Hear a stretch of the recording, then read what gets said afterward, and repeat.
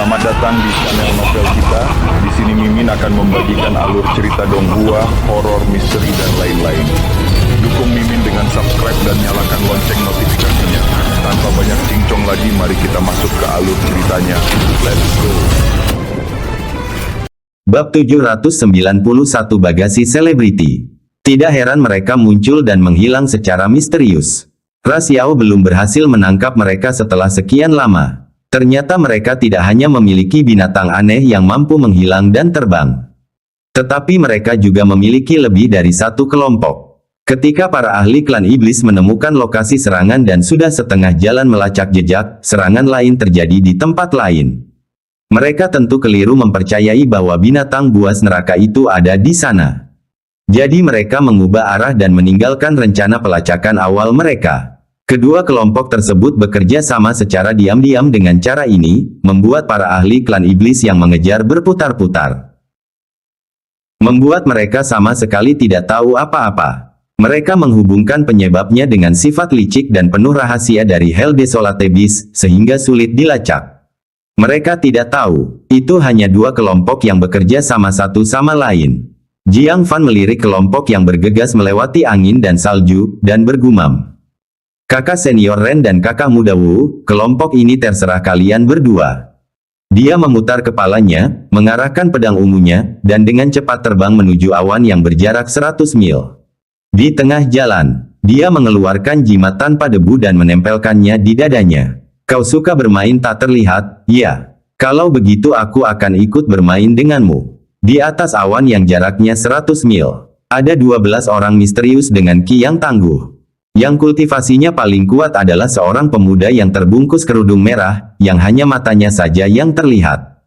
Kulit dahinya gelap dan kasar, tatapannya tajam dan acuh tak acuh. Sisanya adalah dari lapisan ke-9 pembentukan inti dan lapisan ke-8 pembentukan inti, yang kekuatannya bervariasi. Kekuatan mereka secara keseluruhan luar biasa hebat, sebanding dengan kekuatan tempur tingkat tinggi dari salah satu dari 9 sekte. Lebih-lebih lagi, binatang buas yang ada di bawah mereka juga sama kuatnya. Itu adalah makhluk ganas yang perkasa, yang kekuatannya telah mencapai kesempurnaan lapisan ke-9 dari formasi inti.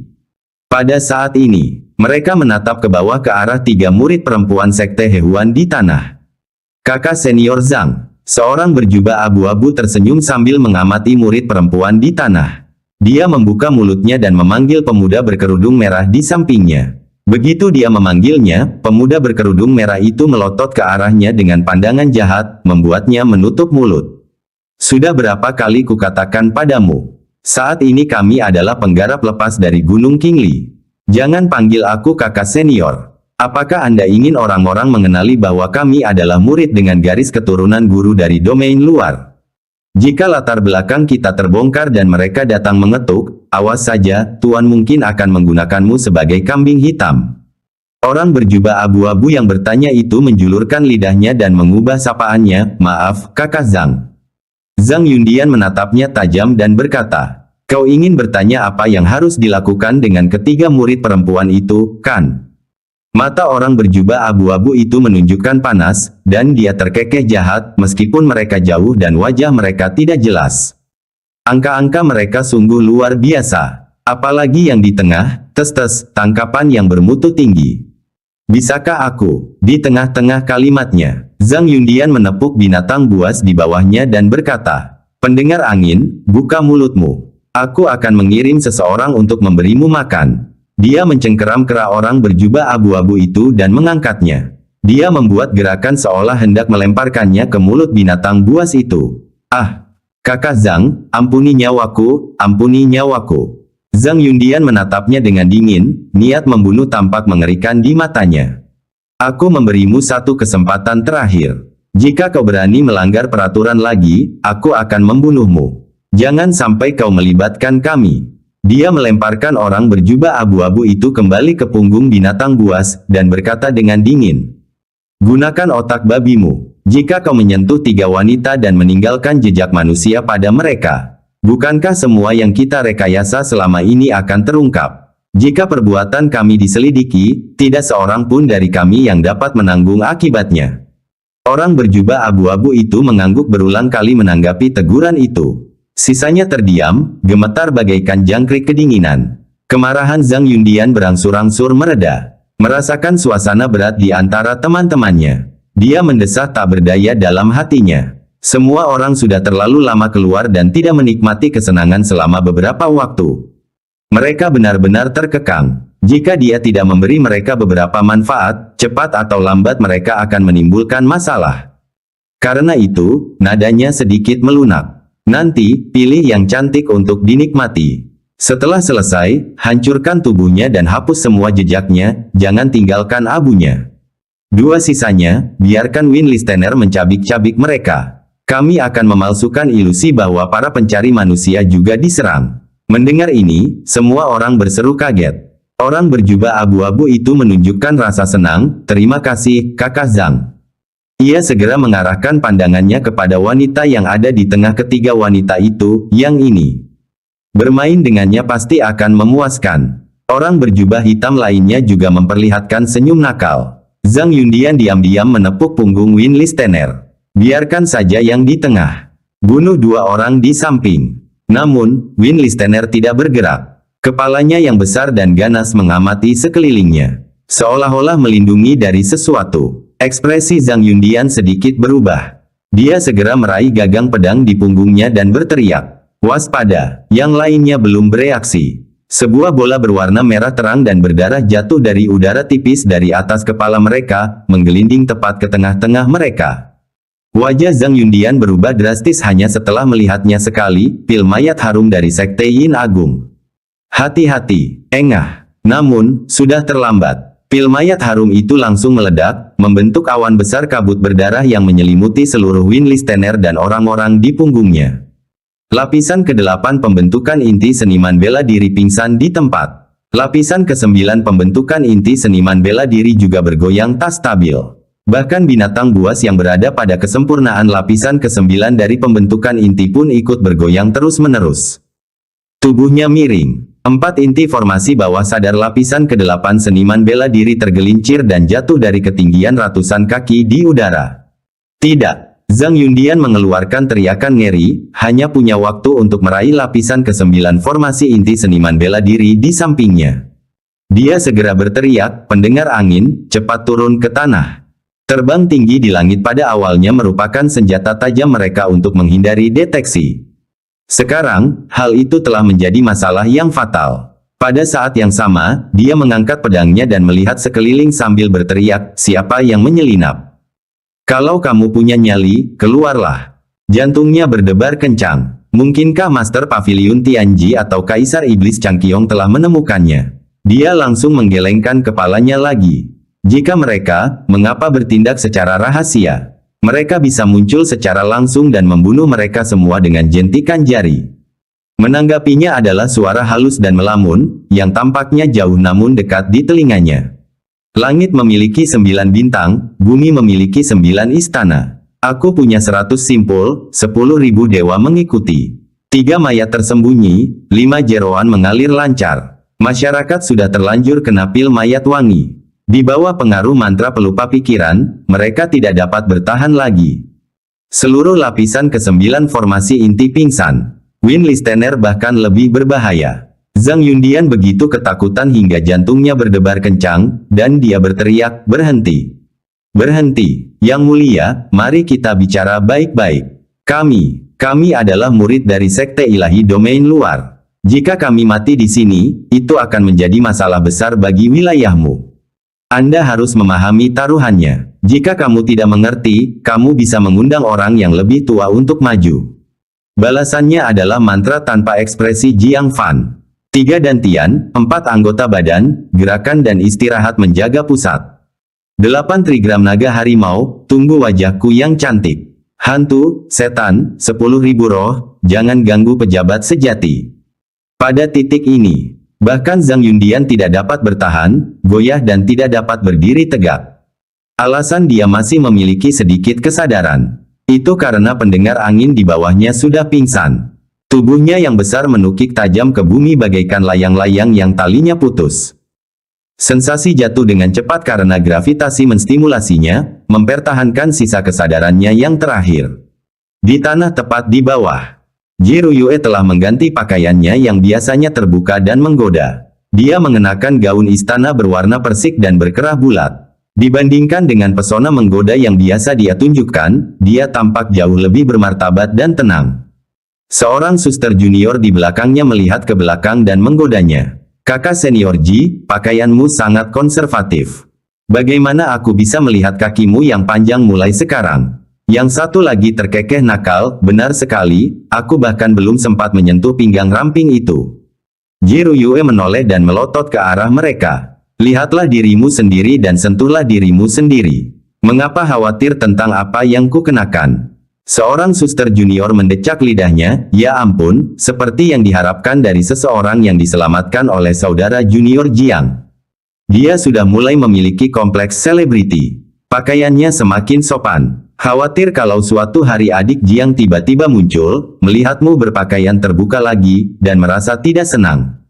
Bab 792 Pujian dari Jiang Fan. Wajah Ji Ruyue memerah. Dia menghentakkan kakinya pelan dan membentak, jangan bicara omong kosong. Tidak ada apa-apa antara aku dan adik Jiang sejak awal. Pahlawan yang menyelamatkan gadis itu, yang kau bicarakan itu hanyalah dia yang menyelamatkanku di gunung batas dari mulut mayat. Dia menyelamatkan banyak orang di Boundary Mountain. Jika apa yang kau katakan itu benar, apakah beberapa tetua wanita berusia 80-an itu juga diselamatkan oleh tindakannya, pahlawan menyelamatkan gadis itu? Kedua suster junior yang nakal itu saling bertukar pandang. Mereka menutup mulut dan terkikik. Ji Ruyue tak berdaya menyatukan kedua tangannya untuk memberi hormat. Kedua nenekku, tolong ampuni aku. Berhentilah berbicara sembarangan. Kau mencoba untuk menjebak orang ketua sekte itu padaku. Apakah menurutmu umurku terlalu panjang? Saat dia berbicara, dia mendesah pelan lagi pula, aku tidak berani punya ide apapun tentang saudara muda Jiang. Kalian semua melihat suyuran hari itu, kan? Bahkan seseorang sekuat master sekte pun tak berdaya seperti itu di hadapannya. Bagaimana mungkin aku berani mendekatinya? Jika itu aku hari itu, suyuran mungkin hanya akan menatapku dan aku akan takut hingga berlutut. Kedua suster muda itu mendecak lidah mereka. Mengingat adegan di mana suyuran muncul dalam kapasitas sebagai istri utama, mereka berdua merasa sedikit terintimidasi. Banyak murid wanita dari berbagai sekte yang memiliki pemikiran tentang Jiang Fan. Benar-benar tenang setelah kejadian itu. Tidak seorang pun berani mendatangkan bencana. Lalu kakak senior, baru-baru ini, seorang suster junior masih belum terbiasa dengan gaya berpakaian Ji Ruyue. Ji Ruyue menunjuk ke gaun istananya dan menjelaskan. Saudara muda Jiang memperoleh ketenaran dalam pertempuran di Gunung Batas, dan pertempuran berikutnya melawan sekte raksasa mengguncang segala arah. Banyak orang dari sekte luar, mengetahui bahwa aku memiliki hubungan dengan saudara muda Jiang, datang kepadaku untuk menanyakan situasinya. Banyak dari mereka bahkan adalah tetua. Aku tidak mungkin terus-terusan mengenakan pakaianku yang tipis dan terbuka, kan? Aku tidak bisa membiarkan mereka berpikir bahwa saudara muda Jiang bergaul dengan seorang wanita muda yang tidak menghargai dirinya sendiri, kan?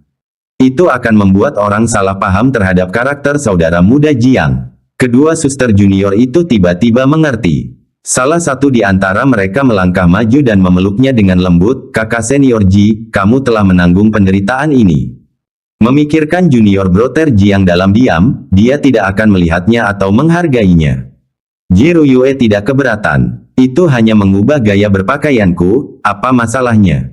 Lagi pula, saudara muda Jiang telah menyelamatkanku. Sudah sepantasnya aku membantu menjaga citranya. Sayang sekali aku mungkin tidak akan melihatnya lagi di kehidupan ini. Kedua suster muda itu terdiam. Jiang Fan saat ini, setelah terbang ke paviliun Tianji, seperti naga di awan, tidak dapat dijangkau.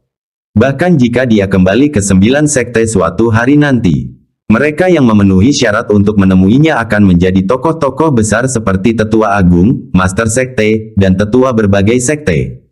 Bagi Ji Ruyue, seorang murid kecil, mampu melihatnya dari jauh akan menjadi suatu kejadian yang beruntung.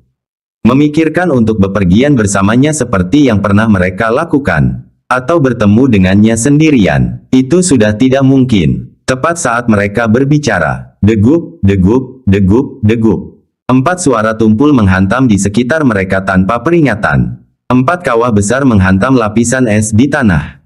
Keributan besar itu menyebabkan tubuh halus ketiga wanita itu gemetar hebat karena ketakutan.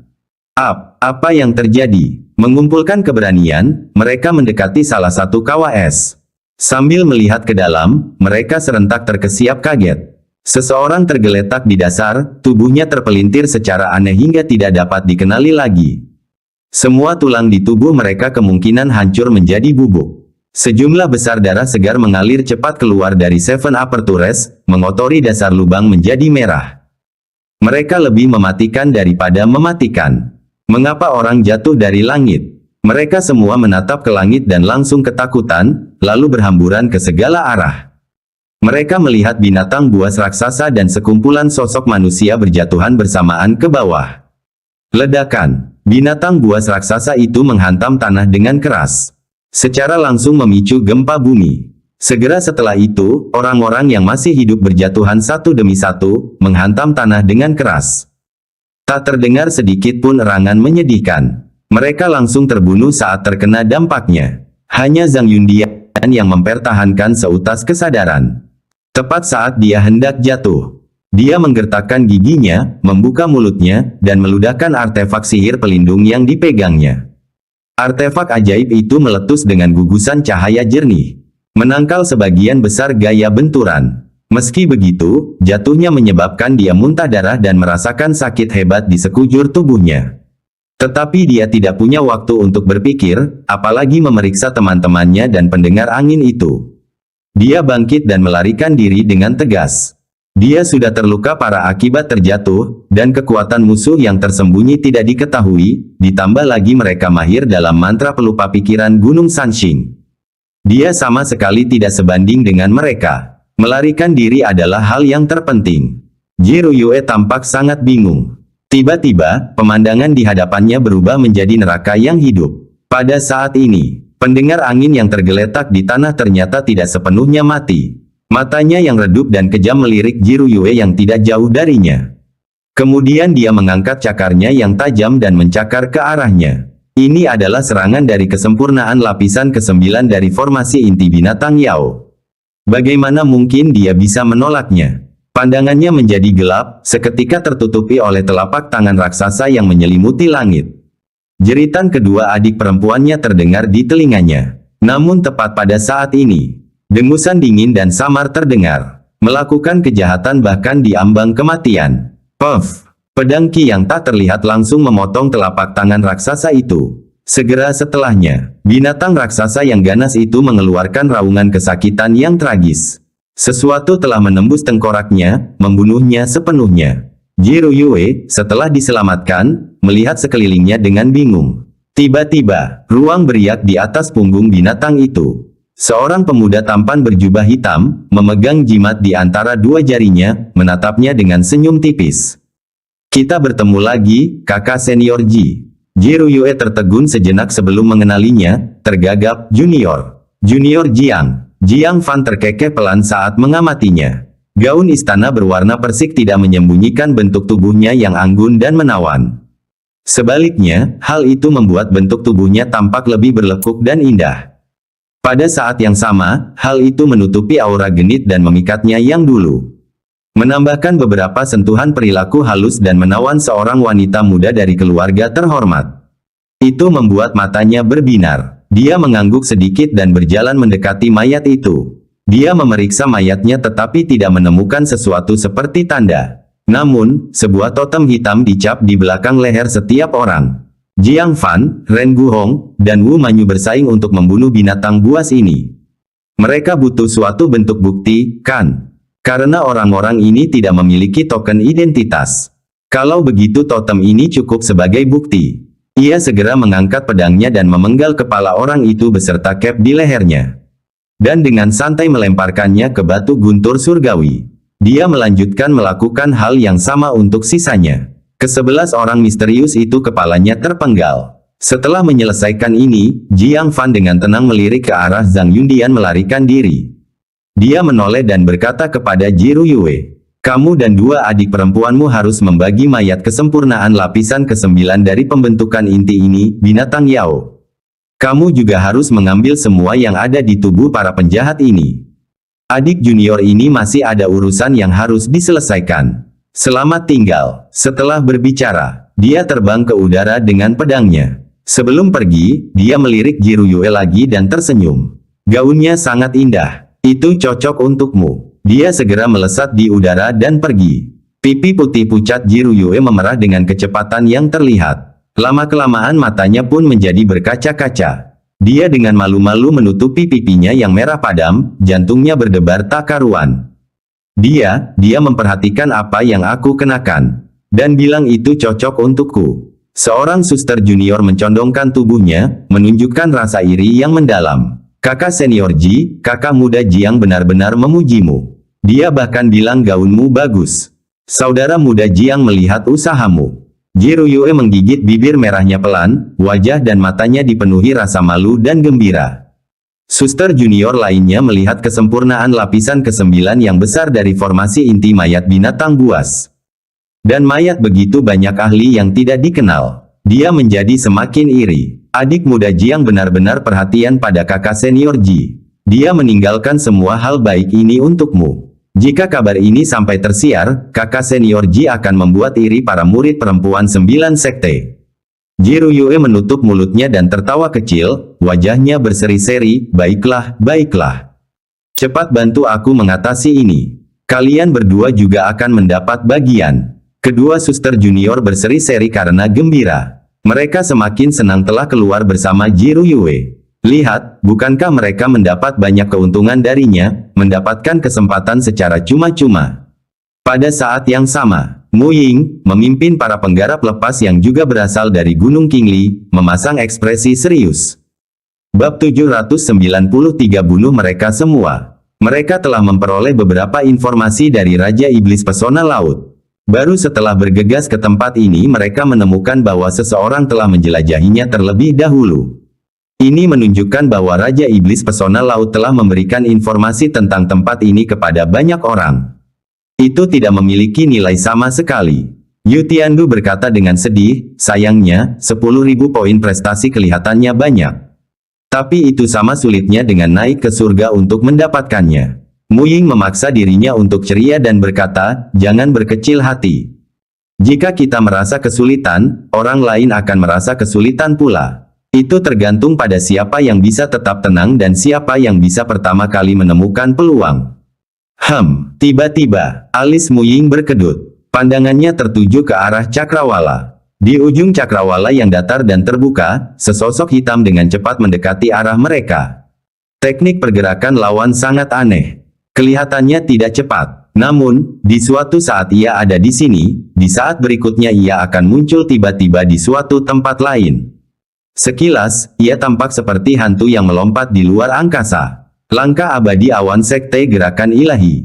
Mu Ying sedikit terkejut, bagaimana mungkin ada seorang murid dari sekte ilahi domain luar di sini.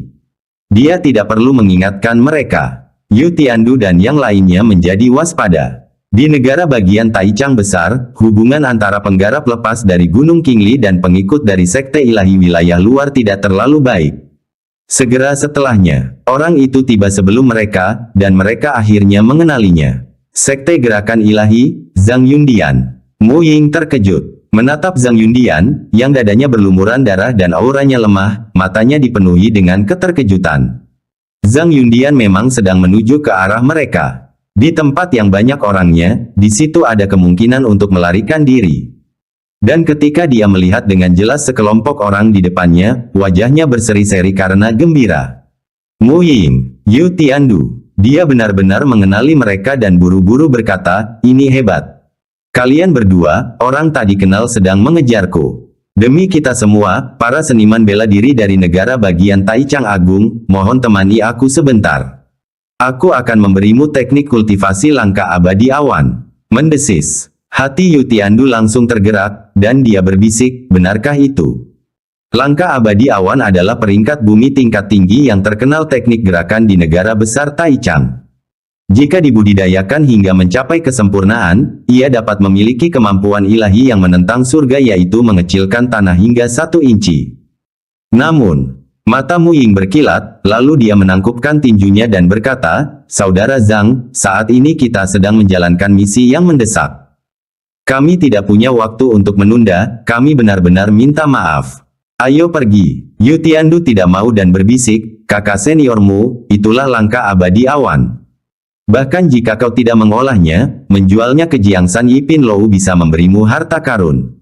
Apakah kita akan mengabaikannya begitu saja?" Mu Ying melotot tajam ke arahnya, "Seberapa kuat Zhang Yundian dibandingkan dirimu?" Ekspresi Yu Tiandu tampak tidak wajar, "Dia baru berkultivasi 2 tahun lebih lama dariku, dan baru mencapai kesempurnaan lapisan ke-9 dari formasi inti. Beri aku waktu, dan aku juga bisa mencapai level itu." Mu Ying lalu berkata, "Lalu seberapa kuat musuh yang bisa mengejarnya dibandingkan dirimu?"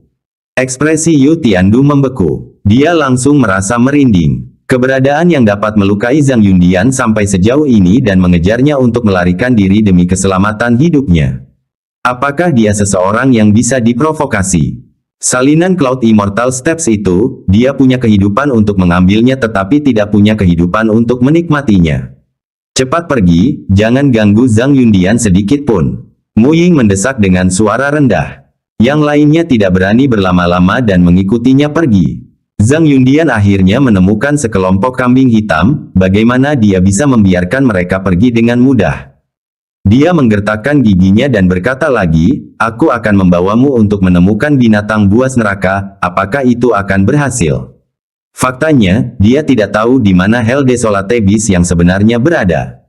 Tetapi selama dia bisa menipu Mu Ying dan yang lainnya agar membantunya melawan musuh, semuanya akan baik-baik saja. "Apa?" Mu Ying tiba-tiba berhenti. Matanya berkedip. Dia tampaknya sedang mempertimbangkan untung ruginya. Salinan Cloud Immortal Steps tidak sebanding dengan risiko yang harus diambilnya. Tapi keberadaan binatang buas neraka. Puff! Ah! Tiba-tiba, cahaya pedang muncul dari udara tipis di belakang Zhang Yundian. Meskipun dia menyadari adanya bahaya pada waktunya dan menghindar, telapak tangannya ditarik terlambat, setengahnya mudah terputus. Seketika darah mengucur deras. Zhang Yundian meraung kesakitan, dan sambil menghindar, dia melancarkan telapak tangan ganas ke arah serangan itu. Dia telah menderita cedera parah sebelumnya. Kekuatan serangan ini jauh dari mencapai kekuatan kesempurnaan lapisan ke-9 dari formasi inti. Oleh karena itu, ketika sebuah patung dewa aneh secara misterius melayang dan secara bersamaan melancarkan 4 pukulan, Zhang Yundian terlempar lagi. Dia tanpa terkendali meludahkan lagi seteguk kabut darah. Zhang Yundian dipenuhi dengan keterkejutan dan kemarahan. Memanfaatkan kesempatan untuk terlempar, dia menggunakan momentum itu untuk melarikan diri ke kejauhan, menggunakan seluruh kekuatan spiritualnya untuk mengaktifkan langkah abadi awan dan melarikan diri jauh. Tanpa menoleh ke belakang, dia berkata, "Mu Ying, Yu Tiandu, apa yang kalian tunggu? Mengapa kau tidak membunuhnya? Kita sudah sepakat." Brengsek, mata Mu Ying melebar karena marah. Bajingan ini benar-benar menyeret mereka ke dalam ini. Dia buru-buru menangkupkan tinjunya ke udara di sekitar mereka, "Yang mulia, jangan percaya padanya. Kami tidak mengenalnya." Tidak ada pergerakan di udara. Seolah-olah pihak lain sedang berpikir. Dan Zhang Yundian menggunakan kesempatan ini untuk melarikan diri sejauh 100 zang. Hal ini membuatnya diam-diam gembira. Akan lebih baik jika kedua belah pihak mulai bertarung, dan dia bisa memanfaatkan kesempatan untuk melarikan diri. Tetapi, tepat pada saat ini, tiba-tiba dia merasakan udara panas menyengat, bau udara terbakar oleh petir. Dia menoleh untuk melihat. Sebuah pedang raksasa, sepanjang 200 zang, menebas lurus ke bawah dari atas kepalanya. Pupil mata Zhang Yundian mengerut hebat, dan dia berteriak ngeri, 6 divisi guntur surgawi, pedang abadi. Ledakan. Pedang petir membentang di angkasa dan menebas dengan dahsyat. Penglihatan Zhang Yundian dengan cepat ditutupi oleh dao guntur yang ganas. Dia bahkan tidak punya waktu untuk melepaskan kemampuan ilahinya untuk melawan. Dia ditelan oleh pedang guntur. Mendesis. Pedang petir menembus tubuhnya dan menebas hamparan es yang luas, meninggalkan retakan hangus yang mengerikan sepanjang 200 zang. Sejumlah besar uap yang mengepul mengembun menjadi awan putih, perlahan-lahan naik ke langit. Di dalam uap, sosok transparan tiba di hadapan Zhang Yundian, yang hangus terbakar di sekujur tubuh dan telah meninggal. Segera setelah itu, kepala dan lehernya terpenggal oleh satu serangan pedang. Dan kemudian dikumpulkan menjadi artefak penyimpanan spasial. Kemudian, sosok yang terbuat dari uap itu berbalik dan menatap Mu Ying dan yang lainnya dari kejauhan. Wajah Mu Ying berubah drastis, dan dia buru-buru membungkuk, kami tidak melihat apa-apa. Sosok uap itu lalu menatap Yu Tiandu. Wajah orang itu menjadi pucat, dan dia buru-buru membungkuk. Kemanapun pandangannya tertuju, semua orang terdiam seperti jangkrik di musim dingin. Dengan demikian, sosok uap itu kemudian terbang ke angkasa dan pergi, meninggalkan Mu Ying dan yang lainnya berkeringat dingin. Mu Ying menoleh dan menatap tajam ke arah Yu Tiandu. Jika kau bertindak sendiri lagi, keluarlah dari tim kami.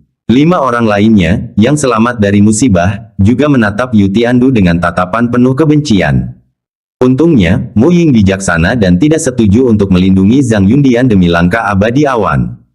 Jika tidak, 6 divisi petir surgawi, pedang abadi milik orang itu. Siapakah yang hadir yang dapat melawan dia? Mereka semua akan mengalami nasib yang sama seperti Zhang Yundian. Yu Tiandu menyeka keringat dingin dari dahinya dan berkata dengan malu, itu tidak akan terjadi lagi. Sebenarnya ada satu hal yang tidak berani dia katakan, yaitu ketika orang itu memandangnya. Jelas ada sedikit niat membunuh. Hal ini membuat Yu Tiandu sangat bingung. Kapan dia pernah menyinggung pakar yang berkuasa ini? Dia selalu menilai orang lain sebelum bertindak. Dia tidak akan pernah dengan mudah memprovokasi orang-orang yang berkuasa. Kapan dia memprovokasi ahli dari aula suci kesengsaraan segudang di depannya ini? Untuk benar-benar menimbulkan niat membunuh. Di sisi lain, setelah Jiang Fan pergi, dia segera menggunakan cermin harta pemantau surga untuk memeriksa situasi tim lainnya. Aku ingin tahu apakah kakak senior Ren dan kakak senior Wu telah menemukan orang-orang ini. Orang-orang ini cukup licik dalam tindakan mereka. Tidak akan mudah untuk menemukan mereka. Segera, Jiang Fan menangkap suatu pemandangan, pertama-tama mengendurkan ekspresinya. Lalu dia menjadi sangat serius. Tim itu sebenarnya ditemukan oleh Wu Manyu dan yang lainnya. Dan mereka entah bagaimana berhasil membunuh binatang buas yang kuat seperti Win Listener. Mereka juga membunuh beberapa orang misterius. Dan mereka saat ini dikelilingi oleh orang-orang misterius yang tersisa. Namun, yang dikhawatirkan Jiang Fan bukanlah ini. Keduanya punya banyak cara untuk melarikan diri, dan kelompok orang ini mungkin tidak dapat menahan mereka. Yang mengejutkannya adalah, tidak jauh dari mereka, sebenarnya ada sosok misterius yang samar-samar terlihat, dengan tangannya di belakang punggungnya dalam angin dan salju.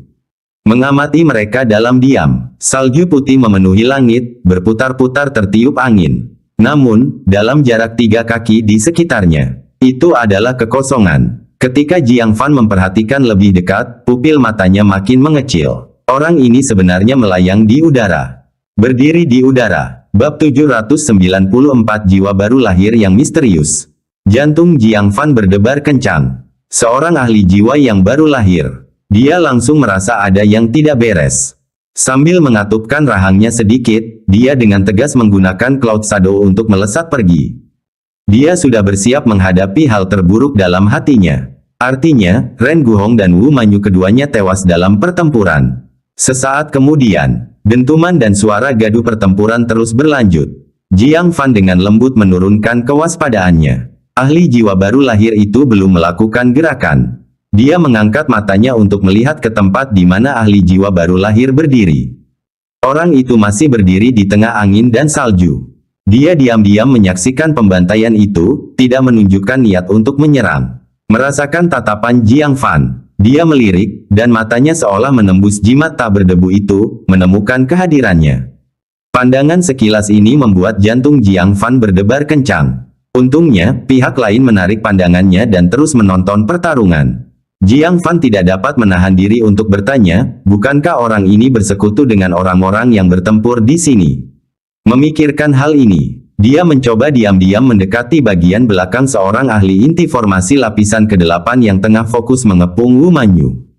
Sambil mengangkat tangannya, dia langsung menusuk ahli itu dari belakang. Yang terakhir terkejut, dan pedang ungu itu menembus dadanya.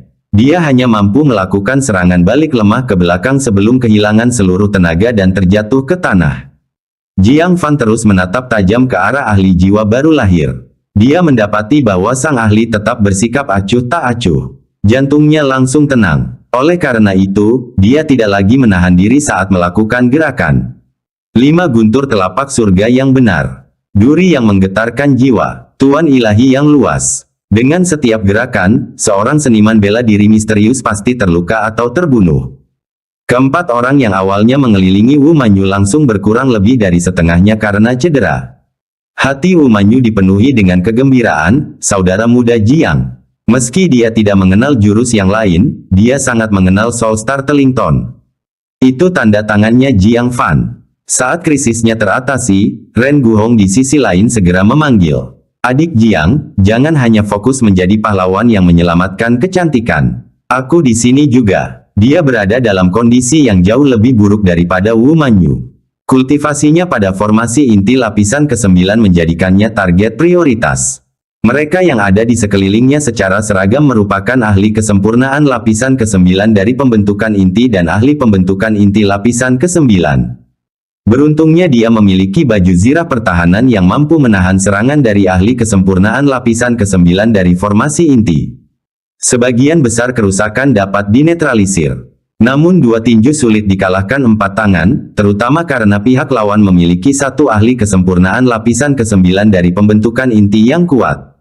Lengan kiri Ren Guhong sudah lemas dan tidak bisa berfungsi. Itu jelas rusak. Sebagian besar kulit kepalanya teriris, dan darah mengucur keluar, menunjukkan bahwa ia telah menderita pukulan yang sangat berbahaya. Jika tidak ada seorang pun yang memberikan dukungan, dia tidak akan bertahan lebih lama. Jiang Fan tidak ragu sedikit pun. Duri yang menggetarkan jiwa, tubuh pedang, rok darah. Setelah penambahannya dalam pertarungan, keempat ahli misterius itu langsung merasakan tekanan luar biasa. Wu Manyu yang telah terbebas menyeka noda darah dari wajahnya dan, dengan ekspresi membunuh, meluncurkan beberapa harta karun ajaib yang misterius. Ren Guhong merasakan tekanannya mereda, tetapi melihat gerakan Jiang Fan yang sangat agresif, dia menjadi cemas lagi. Sialan, harta karunku akan terbang. Dia menggigit sebilah pisau pendek yang dia pegang di mulutnya, lalu dengan tangan kanannya yang tersisa, mengeluarkan segenggam bubuk racun dan menyebarkannya ke arah musuh. Keempat ahli sekte gerakan ilahi segera jatuh ke dalam krisis besar. Pemimpin para ahli pembentukan inti lapisan kesempurnaan ke-9 bernama Kang Lin. Dia terkejut sekaligus marah, apa yang salah dengan orang-orang ini? Ketika mereka melihatnya, mengapa mereka berlari maju seperti lintah yang melihat darah, berteriak dan menyerang? Seolah-olah membunuh mereka akan menghasilkan hadiah besar. Mereka bertindak sangat gegabah, seolah-olah mereka tidak peduli dengan nyawa mereka.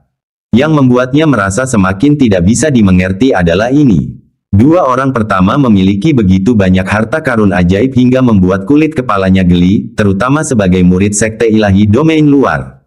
Binatang buasnya langsung dikalahkan oleh mereka berdua yang bekerja sama. Setelah itu, 12 orang di antaranya mengepung keduanya. Mereka tidak hanya bertahan sampai sekarang, tetapi mereka bahkan membunuh 4 penyerang mereka. Bagus, mereka sudah cukup buruk. Namun bagaimana makhluk lain, yang jauh lebih ganas dari mereka, tiba-tiba muncul. Dalam sekejap mata, hanya mereka berempat yang tersisa.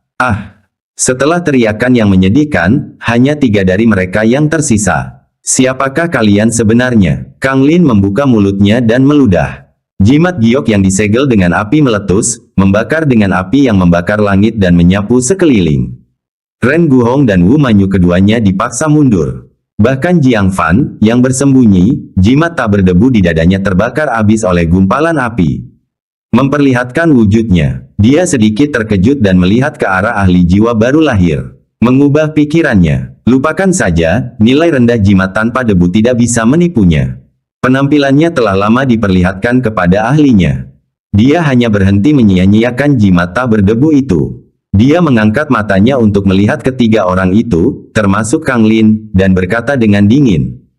Kalian menyamar sebagai binatang buas neraka dan melakukan pembantaian tanpa ampun di benua kami, namun kalian bertanya siapa kami. Katakan padaku, dari sekte mana kamu berasal di sekte ilahi domain luar? Apa tujuan sebenarnya Anda datang ke benua ini?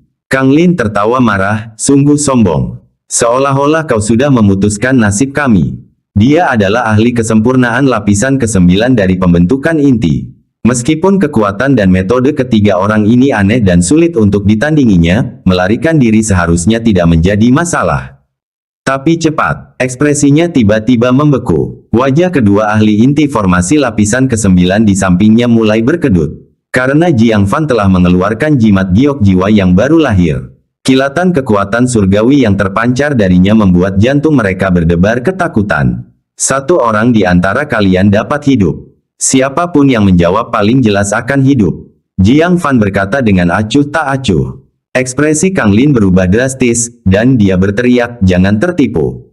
Orang ini mencoba menabur perselisihan di antara kita. Jika kita bertiga berlari ke arah yang berbeda, bisakah jimat giok jiwanya yang baru lahir membunuh kita bertiga? Mata kedua temannya berkedip-kedip. Mereka tampaknya siap mencoba peruntungan dan melihat siapa yang lebih sulit dibunuh. Kang Lin langsung panik. Jika mereka berdua lari, bukankah dia sudah dipastikan mati? Dia segera berkata, aku akan bicara, aku akan menceritakan semuanya padamu. Jangan bunuh aku. Saya akan memberitahukan Anda semua informasi yang saya ketahui. Jiang Fan kemudian memegang jimat giok jiwa yang baru lahir dan mengarahkannya ke arah dua orang yang baru saja berlari beberapa langkah. Mereka menggigil dan cepat berkata, tunggu. Aku akan bicara juga. Setelah campuran ancaman dan paksaan ini, ketiga orang yang tadinya sombong itu semuanya jinak dan patuh. Menunggu Jiang Fan untuk menanyai mereka. Sang ahli jiwa baru lahir yang misterius, yang diam-diam mengamati dalam angin dan salju. Menepuk tangannya dua kali dengan ringan dan berkata sambil terkekeh. Masih sangat muda, namun rencanamu tidaklah dangkal. Tidak buruk, tidak buruk. Jiang Fan awalnya bermaksud berpura-pura tidak memperhatikannya. Tetapi karena orang ini telah memperlihatkan dirinya, dia tidak dapat diabaikan. Oleh karena itu, sambil tetap waspada terhadap Kang Lin dan yang lainnya, dia membungkuk. Junior ini, seorang murid Paviliun Tianji, menyapa senior. Di hadapan ahli yang begitu misterius, yang terbaik adalah segera melaporkan afiliasinya. Pengikut Yun Tianzu, ya. Sang pakar langsung memanggil nama pribadi atau alias Sang Master Paviliun dan mengangguk pelan. Dia pasti mengambil 3 murid yang layak. Jiang Fan tidak dapat memastikan identitasnya dan bertanya, beranikah saya bertanya, senior, apakah Anda punya instruksi untuk kami? Pakar jiwa baru lahir melihat melalui upaya Jiang Fan untuk menyelidiki dan tersenyum tipis. Tidak perlu gugup, aku hanya lewat. Saya melihat beberapa junior berkelahi dan hanya penasaran. Jiang Fan menghela napas panjang dalam hatinya. Pada saat yang sama, dia menggerutu dalam hati. Bergabung dalam kegembiraan adalah sifat manusia yang hakiki, apapun tingkat kultivasinya. Baiklah, Anda dapat melanjutkan. Dia melangkah ke Void Realm, bersiap untuk pergi. Sebelum pergi, dia tiba-tiba teringat sesuatu dan bertanya, baiklah, karena kalian adalah orang-orang dari benua ini. Saya ingin bertanya tentang sesuatu. Jiang Fan, Ren Guhong, dan Wu Manyu mengawasinya. Mereka melihatnya mengamati ekspresi ketiganya saat dia berbicara. Saya sedang mencari seseorang. Dia adalah wakil master menara Jiangsan Yipin Lou. Namanya Yan Daoan. Bab 795 Tuan Jiangsan Yipin Lou. Dek, jantung Jiang Fan tanpa sadar berdetak 2 kali. Yang menakutkan, orang ini benar-benar menyadarinya, menatap Jiang Fan dengan sedikit terkejut. Kamu pernah melihatnya? Jiang Fan merasakan hawa dingin yang mendalam di hatinya. Orang ini berada di alam yang mana? Detak jantungnya yang tidak normal bahkan tidak bisa luput dari perhatian. Untungnya, Jiang Fan juga seseorang dengan ketenangan luar biasa dan cepat menenangkan detak jantungnya. Jangan sampai dia memperlihatkan tanda-tanda gugup. Dia menangkupkan kedua tangannya dan berkata, junior ini memang telah melihatnya. Oh, orang itu langsung turun, tampak terkejut, dan bertanya, di mana dia? Jika kau bisa memberikan petunjuk akurat, aku akan memberimu jimat giok jiwa baru. Desis. Jiang Fan diam-diam terkejut. Apakah Yan Daoan sepenting itu? Hanya karena memberikan petunjuk, dia akan memberikan hadiah semahal itu. Dia berpura-pura menunjukkan kegembiraan dan cepat berkata, melapor ke senior. Aku pernah melihatnya selama pertempuran jiwa baru lahir di wilayah utara Rasiao. Sang ahli jiwa baru lahir sedikit kecewa. Ini hampir tidak bisa dianggap sebagai petunjuk.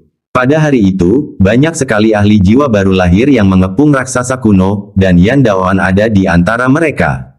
Namun tak lama kemudian, dia menyadari sesuatu.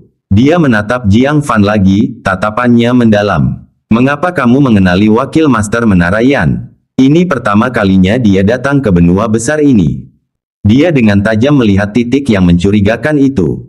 Jiang Fan dengan paksa mengendalikan detak jantungnya, tidak membiarkan dirinya menunjukkan kelainan apapun, dan berkata, "Sejujurnya, junior ini pernah cukup beruntung untuk menyaksikan pertempuran besar antara Yang Mulia King He dan Yan Daoan, dua senior. Sepertinya Yang Mulia King He terluka parah, dan Wakil Master Menara Yan ingin." Sang ahli jiwa baru lahir mengangkat tangannya untuk menghentikannya. "Jangan katakan itu, aku tahu apa yang terjadi. Jika Jiang Fan mengatakannya, niscaya akan merusak reputasi Jiang San Yipin Lou. Jika kabar itu tersebar, maka akan semakin menimbulkan ketidaksenangan dari Myriad Tribulation Secret Hall terhadap Jiang San Yipin Lou. Apa yang terjadi pada akhirnya?" tanyanya. Jiang Fan menjawab, "Yang Mulia King He tiba-tiba menjadi lebih kuat, dan kemudian keduanya bertarung hingga terhenti. Mereka berhenti hanya setelah beberapa gerakan. Akhirnya, mereka berangkat secara terpisah. Junior ini tidak melihatnya lagi sejak saat itu." Sang ahli jiwa baru lahir menyipitkan matanya dan bergumam, "Saya sendiri harus waspada terhadap orang tua itu, Yang Mulia King He. Memang sedikit angan-angan bagi wakil master Menara Yan untuk mencoba menjatuhkannya." Sambil menggelengkan kepalanya, dia melihat ke arah Jiang Fan lagi dan berkata, "Petunjuk yang Anda berikan nilainya terbatas. Akan sulit bagi saya untuk menemukan Yan Daoan. Hadiah jimat giok jiwa yang baru lahir tidak dapat dipenuhi." Jiang Fan diam-diam menghela napas lega. Dia akan membakar dupa hanya untuk mengelabui jalan keluar. Bagaimana mungkin dia berani memikirkan imbalan apapun? Namun, bagaimanapun juga, kau memberikan sesuatu. Aku bisa memberimu hadiah kecil. Di satu tangan, setoples anggur sisa muncul. Aroma yang memabukkan membuat kekuatan spiritual dalam tubuh seseorang menguat. Di tangannya yang lain, beberapa kristal seukuran ibu jari yang terfragmentasi muncul. Salah satunya adalah anggur untuk melihat bulan. Meminumnya dapat memperkuat kekuatan spiritualmu, jadi kau tidak perlu khawatir tentang fondasi yang tidak stabil. Barang lainnya adalah kristal jiwa hantu. Itu bisa menyegel jiwa yang tersisa, mampu menyegel jiwa di alam jiwa baru lahir pada puncaknya, tapi itu sudah rusak, jadi mungkin hanya bisa menyegel alam pembentukan inti. Jiwa paling banyak, pilih satu. Kedengarannya seperti sampah yang tidak diinginkannya. Namun, sampah di mata seorang kultivator tingkat jiwa baru lahir adalah harta karun tertinggi bagi seseorang di alam formasi inti. Mengesampingkan anggur, jika Jiang Fan meminumnya, baru saja mencapai inti pembentukan lapisan ketujuh, dia dapat mengonsumsi daging kerang 1000 tahun dan langsung menerobos ke inti pembentukan lapisan ke-8 tanpa perlu menghabiskan waktu ekstra untuk menyempurnakan kekuatan spiritualnya. Mengenai kristal jiwa hantu, Jiang Fan diam-diam merenung. Dia bertanya-tanya apakah dia dapat menggunakan kuali sungai pegunungan untuk memadatkan kembali pecahan-pecahan ini menjadi satu bagian utuh. Jika dia bisa, dia akan mendapatkan harta karun ajaib ekstra yang mampu menjebak jiwa baru lahir jiwa. Aku mau keduanya, Jiang Fan mengedipkan matanya. Sang ahli jiwa baru lahir tersenyum tipis, jawaban yang tidak mengejutkan. Namun, saya seorang pengusaha. Saya tidak berbisnis dengan kerugian. Anda memberikan satu petunjuk, jadi Anda hanya dapat memilih satu item. Jiang Fan berpikir sejenak. Ketanyaannya, barang-barang ini jelas tidak diperlukan oleh ahli jiwa baru lahir ini. Memberikan semuanya kepada Jiang Fan tidak akan membuatnya sakit hati sedikit pun. Hanya saja dia punya prinsipnya sendiri. Lalu, apakah kamu punya pertanyaan lain? Kalau aku tahu jawabannya, aku bisa menjawabnya sekali saja, kata Jiang Fan. Lagi pula, lebih baik mendapatkan sesuatu daripada tidak sama sekali. Bagaimana jika dia benar-benar tahu? Pakar jiwa baru lahir tertawa terbahak-bahak dan berkata, "Baiklah, aku akan bertanya satu hal lagi. Jika kamu bisa menjawab sedikit saja, aku akan memberikan keduanya." 1000 tahun yang lalu, seorang Raja Iblis Api es tewas di benua besar ini. Jika Anda bisa memberikan petunjuk, Sebelum dia selesai berbicara, Jiang Fan merenung, apakah dia memiliki istana sementara bernama Istana Surgawi Li Huo. Ekspresi sang ahli jiwa baru lahir langsung membeku. Tangannya, seperti cakar besi, mencengkeram bahu Jiang Fan dengan erat, dan dia berseru kaget. Kau tahu, di mana itu? Bahu Jiang Fan dicengkeramnya dengan menyakitkan. Dia segera berkata, senior, tolong bersikap lembut. Baru pada saat itulah ahli jiwa baru lahir segera melepaskan cengkeramannya, mengendalikan hilangnya ketenangannya, dan berkata, maafkan saya. Itu sungguh tak terduga. Dia segera menyerahkan semua barang itu ke telapak tangannya kepada Jiang Fan. Mengatakan, itu semua milikmu. Jika kau bisa memberitahuku lokasi persisnya, dan ternyata akurat, jimat giok jiwa baru yang kujanjikan sebelumnya juga akan kuberikan padamu. Mata Jiang Fan berbinar, dan dia berkata, bahkan jika tidak ada yang tersisa di lokasi itu. Pakar jiwa baru lahir berkata, barang-barang milik Raja Iblis Api Es tidak semudah itu untuk diambil. Anda hanya perlu memberitahu saya alamatnya. Kamu tidak perlu khawatir tentang sisanya. Jiang Fan sangat gembira. Dia segera berkata, senior, pergilah lurus ke selatan ke suatu tempat bernama Danau Taihu. Di dasar danau terdapat reruntuhan kuno bernama Istana Surgawi Li Huo. Saya perkirakan hanya tersisa beberapa pecahan batu bata dan genteng. Begitu Raja Iblis disebutkan, Jiang Fan tahu lokasinya. Tepatnya di istana kuno di dasar danau tempat lahirnya mutiara kerang yang membakar surga. Sang ahli jiwa baru lahir diam-diam melafalkan dua kata, Danau Taihu. Dia dengan tegas mengeluarkan jimat giok jiwa yang baru lahir dan melemparkannya ke Jiang Fan. Jiang Fan tertegun sejenak, lalu berkata, senior, tidakkah kamu akan memeriksa dulu? Kau memberikannya begitu saja kepadaku. Dia awalnya mengira pihak lain perlu melakukan perjalanan ke Danau Taihu terlebih dahulu. Sang ahli jiwa baru lahir menggelengkan kepalanya, tidak perlu. Kau orang yang sangat cerdas. Menyinggung seorang ahli jiwa baru lahir sejati demi satu jimat giok jiwa baru lahir bukanlah sesuatu yang akan kau lakukan.